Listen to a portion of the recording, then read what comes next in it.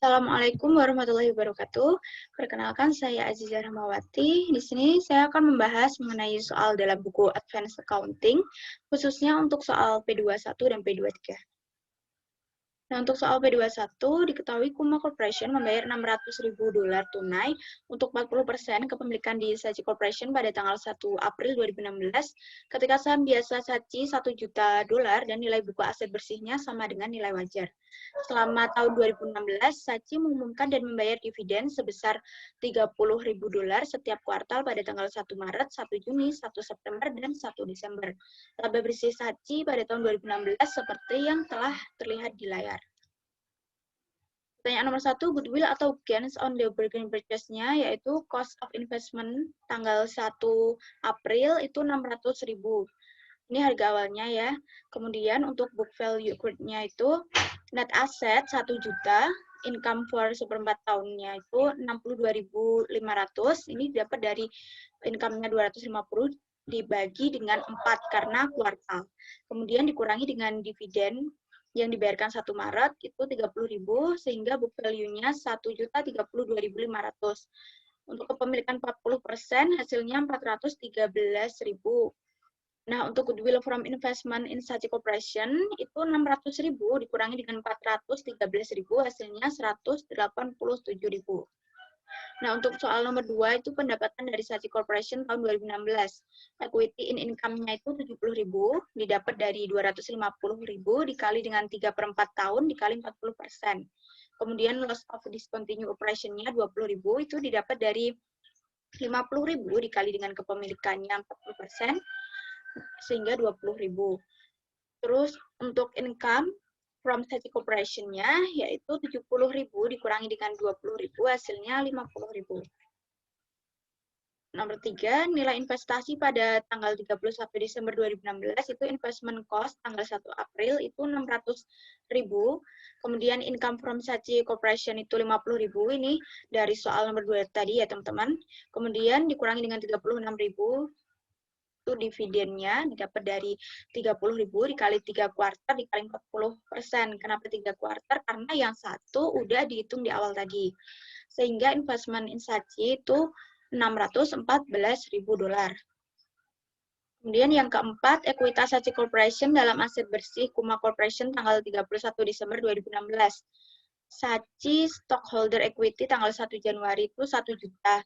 Kemudian ditambah dengan net income-nya 200.000, dikurangi dividennya 120.000, ini didapat dari 30.000 dikali 4, sehingga 120.000, sehingga untuk Saatchi stakeholder equity tanggal 31 Desember itu hasilnya 1.080.000.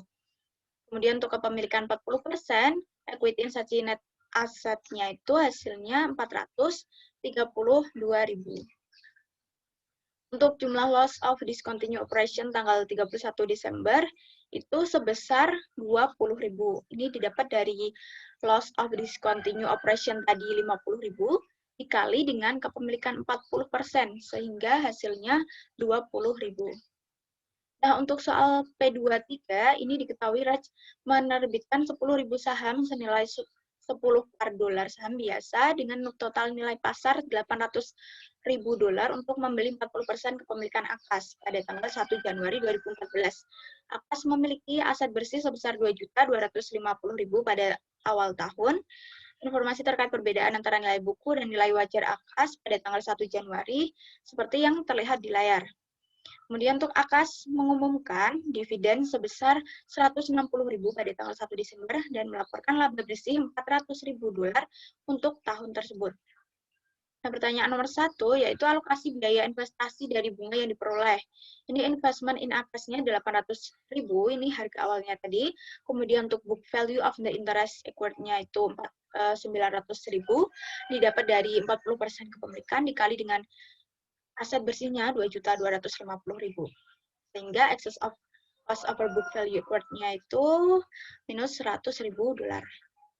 Nah, untuk mencari amount essence-nya itu caranya fair value dikurangi dengan book value, nanti hasilnya dikalikan dengan interest accrued-nya. Sehingga untuk inventory itu diperoleh 8.000, equipment minus 16.000, dan notes payable 32.000. Total essence to identifiable asset-nya itu $24.000. Kemudian untuk remember cents to gain on bargain purchase-nya itu minus $124.000 dan total excess of cost over book value accrued-nya itu minus $100.000. Untuk soal nomor 2, jurnal yang diperlukan AKAS pada tahun 2014. Untuk mengakuisisi 40% investasi modal pada AKAS tanggal 1 Januari 2014 itu investment in AKAS 942.000, kemudian common stock-nya 700.000 didapat dari 800.000 dikurangi dengan 100.000 dikali par value-nya. Kemudian additional paid in capital-nya 100.000 dan gain on bargain purchase-nya itu 124.000. Nah, untuk mencatat penerimaan dividen itu tanggal 1 Desember 2014 kasnya 64.000, kemudian dikredit investment in AKAS-nya itu 64.000. Ini didapat dari 160.000 dikalikan dengan 40%. Kemudian untuk mengakui pendapatan atas investasi tanggal 31 Desember 2014 itu investment in AKAS di debit 152.000, kemudian di kreditnya income from AKAS-nya 152.000 juga. Nah, income-nya ini didapat dari 40% dari laba bersih sebesar 400.000, itu hasilnya 160.000. Kemudian dikurangi dengan excess allocated to inventories-nya 8.000, kemudian ditambahkan dengan allocated to equipment, itu 16.000 dibagi 4 tahun. Dibagi 4 tahun karena ini usable life-nya dari equipment itu 4 tahun. Kemudian dikurangi dengan excess allocated to notes payable sebesar 4.000, hasilnya 152.000. Nah, yang terakhir investasi dalam neraca AKAS pada tanggal 31 Desember.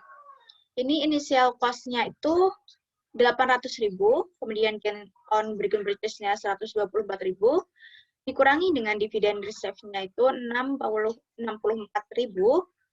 dan ditambahkan dengan income from AKAS-nya tadi 152.000, sehingga ending balance-nya sebesar $1.012.000. Nah, demikian penjelasan saya. Kurang lebihnya saya mohon maaf. Sampai bertemu di next pertemuan, teman-teman. Wassalamualaikum warahmatullahi wabarakatuh.